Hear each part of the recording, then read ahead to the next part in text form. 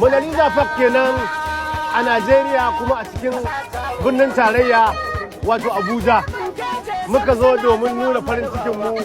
Waɗannan fuskoki da kuke gani da ma waɗanda ba su ƙaraso ba. Mun zo domin nuna farin cikin wannan rana ta Democracy Day. Alhamdulillah da izinin Allah an ce Democracy Day to wani abu ne wanda ya kamata a gamu. Gaskiya ne. Saboda mu ko da yaushe muna cikin Democracy ne. Gaskiya ne. Saboda haka wannan farin ciki da murna ya kamata ɗan an jima kaɗan da ƙarfe 8 mu take wasan.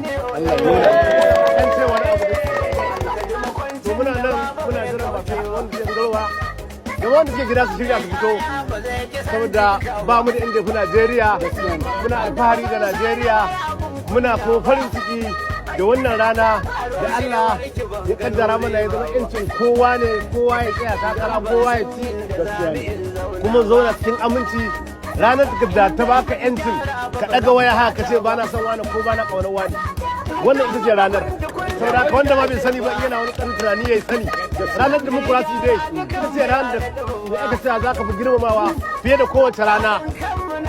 I love you Nigeria, I love you, I love you Nigeria.